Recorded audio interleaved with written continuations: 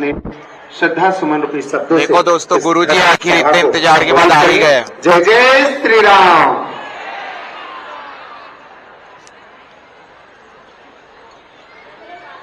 और एक साइड पूरे ही भक्त है, एक साइड पूरे कैमरामैन पंडित धीरेन्द्र कृष्ण शास्त्री जी महाराज के बागेश्वर धाम से चलकर हम सबके बीच में विराजे हैं।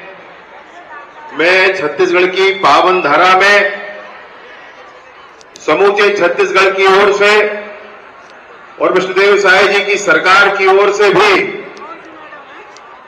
बाबा के चरणों में, पंडित धीरेन्द्र कृष्ण शास्त्री जी महाराज के चरणों में नमन करते हुए उनका अभिनंदन करता हूं, उनका स्वागत करता हूं, उनको हृदय से प्रणाम करता हूं। छत्तीसगढ़ में दोस्तों कितने सारे भक्त और श्रद्धालु पूजने महाराज जी के आगमन से कुछ बातें चर्चा में हैं।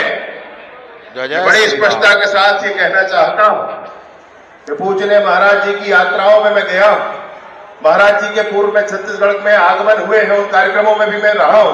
मैंने करीब से सब कुछ देखा है।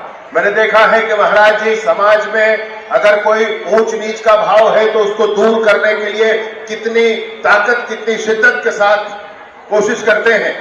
मैंने देखा है कि समाज में समरूपता है, सब एक साथ मिलकर आगे बढ़े, हमारा समूचा देश आगे बढ़े, सनातनी मान बिंदु प्रतिष्ठित हो, इसके लिए महाराज जी प्राणपण से काम करते हैं। मैंने महाराज जी की यात्रा में महाराज जी के पैरों में छाले देखे हैं और उसके बाद भी उनकी गति नहीं रुकी है। इस बात को मैं देख कर आया हूं मेरे दोस्त।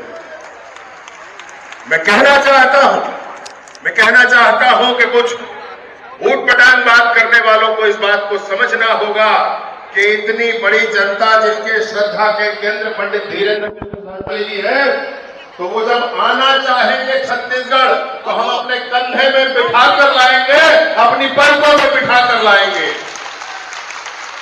तो किसी को कोई संशय नहीं होना चाहिए। और जो कोई सोचने वाले हैं, जो ऐसा कहने वाले हैं, उनको हम सब की तरफ से, मैं अकेला क्या हूं, मैं कुछ नहीं हूं, हम सब जितने साथी यहां बैठे हैं, माताएं बहनें बैठी हैं, हमारे साथी बैठे हैं, उन सब की तरफ से स्पष्ट संदेश है कि करोड़ों करोड़ लाखों लाख छत्तीसगढ़ की जनता इस बात के लिए स्पष्टता है कि महाराज जी का आगमन छत्तीसगढ़ में बार बार होना ही चाहिए।